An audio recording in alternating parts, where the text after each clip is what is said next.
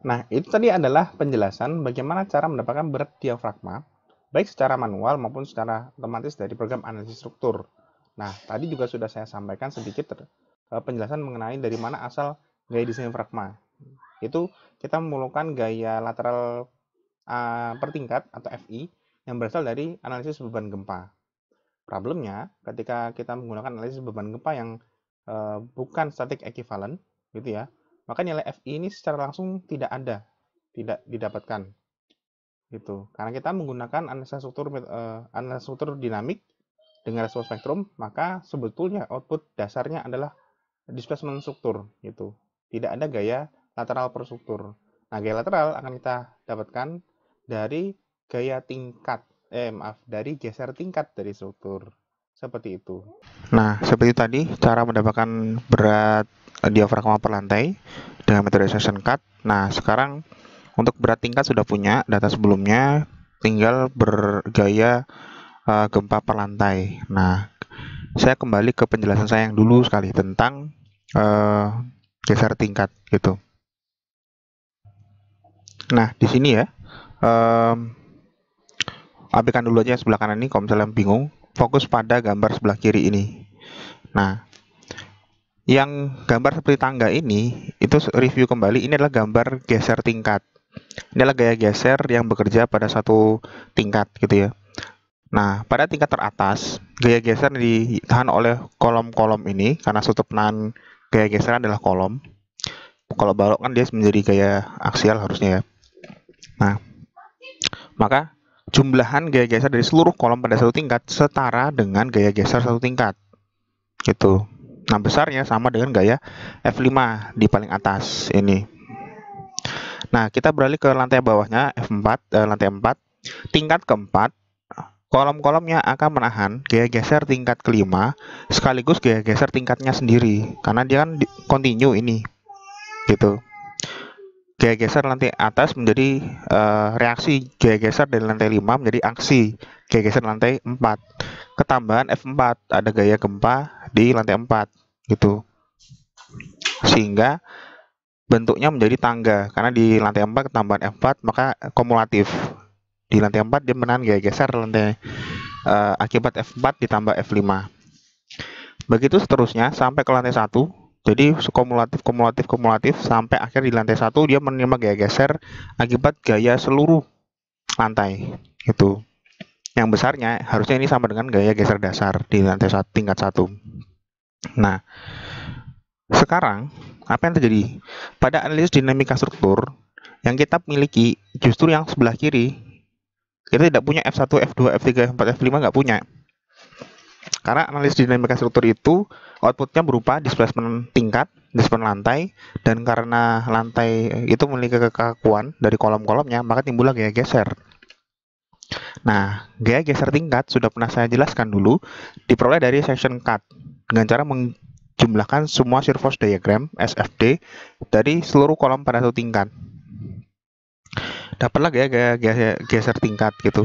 Maka pada analisis dinamika struktur, strategi kita untuk mendapatkan gaya F1 sampai dengan F5 di sini adalah tinggal mengurang-ngurangi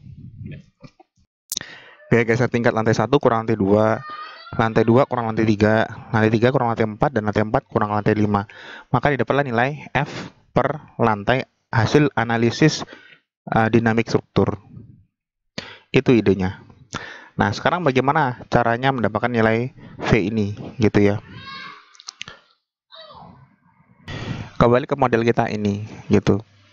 Nah, sekarang agak nyeselnya karena tadi telanjur sudah session cut-nya sudah kita ubah ke untuk menghitung berat diafragma. Sekarang mau nggak mau kita ngulang lagi nih. Jadinya kita harus session cut kembali kolom pada satu lantai gitu ya. Caranya dengan menggrupkan seluruh kolom pada satu tingkat dan titik nodal di bawahnya gitu. Kenapa harus ada titik nodal? Sudah pernah dulu saya jelaskan. Penjelasannya ada di webnya CSI, webnya SAP 2000 seperti itu. Nah, ini kalau dilihat, ini adalah potongan pada yang warna biru ini. Nah, warna biru itu. Nah, kalau kita mau memilih seluruh kolom pada satu tingkat, maka kita harus bermain di cutting planes. Ada di option ini, kita main cutting planes-nya misalkan 40 meter, gitu ya misalkan. Ya, ini dia. Jadi, yang kita pandang itu adalah dari garis biru, ini ya, yang garis biru ini.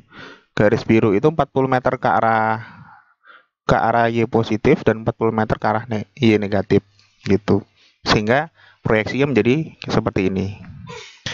Ya sudah, sama kayak dulu, tinggal dipilih kolom pada satu tingkat dengan cara windowing seperti ini. Ini lantai 10.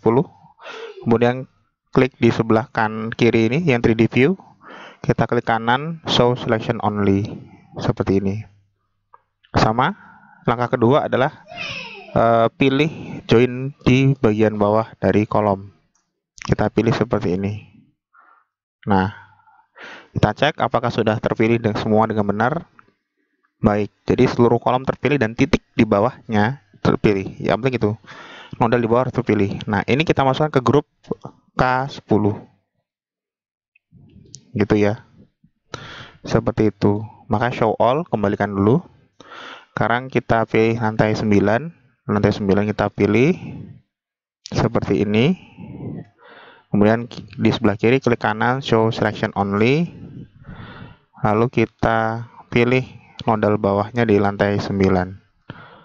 Nah, hati-hati, periksa dulu, jangan langsung di grouping. Ada tidak kolom yang tidak terpilih dan nodal di bawahnya. Sudah, kita masukkan ke lantai 9. Gitu. Show all lagi. Begitu seterusnya sampai dengan lantai 1, maka saya lompati hingga sekarang lantai 1 seperti ini.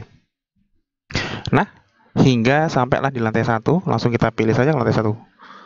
Ini ya, sudah otomatis dengan model bawahnya kita assign to K1 seperti itu.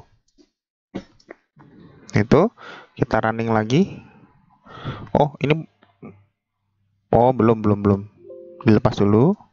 Sekarang kita running, tapi sekarang memperhitungkan beban gempa akibat respons spektrum, gitu ya.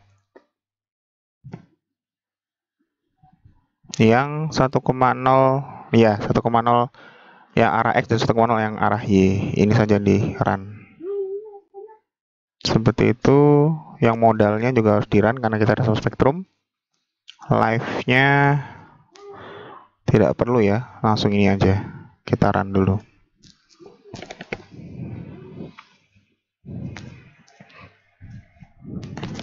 Agak lama ini. Kita langsung ke hasilnya saja seperti ini. Ini dia, sudah ada hasilnya. Sekarang show table. Kemudian kita pilih session cut.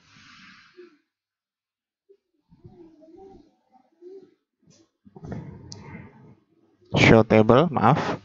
Kita pilih structure output, order output, session cut. Kita pilih yang beban 1,0 EX dan 1,0 Y gitu.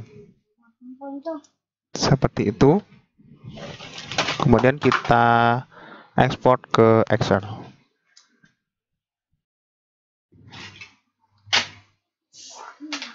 Oke, ini lalu kita filtering. Kita kasih filter. Lalu kita misalnya kita lihat dulu yang beban gempa X. Berarti nanti emang gayanya itu ada dua arah, arah X dan arah Y. Kita urutkan dari lantai 10 ke lantai 1. Z to A. Nah, seperti ini.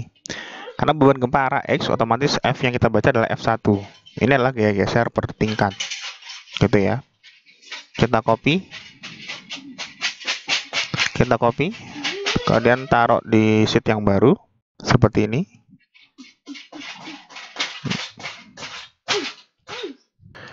Selanjutnya, kita pilih lagi. Sekarang kali ini yang beban yang arah Y. Seperti ini. Kita urutkan lagi dari Z to A, tapi kali ini yang kita ambil adalah F2-nya, gitu ya. Copy ke sheet yang baru tadi, kita taruh di sebelah sini. Yang F1 kita hilangkan dulu, kita nyebut F2, gitu. Nah, ini adalah Maaf, ini adalah V, gaya geser tingkat arah X, dan ini adalah gaya geser tingkat arah Y, gitu. Maka untuk gaya gempa per tingkat, maka nilai FI kilonewton itu yang arah X dikurang-kurangi. Pada lantai 10 adalah sama dengan gaya gesernya. Pada lantai 9 sama dengan gaya geser ini dikurang gaya geser di atasnya. Itu. Lalu kita tarik ke bawah seperti ini. Nah, ini ketemu sudah dapat gaya gempa per tingkat akibat analisis dinamik struktur. Maka sama untuk yang arah Y, kita copy saja seperti ini. Dapatlah kita nilai FI untuk arah X dan arah Y. Seperti itu.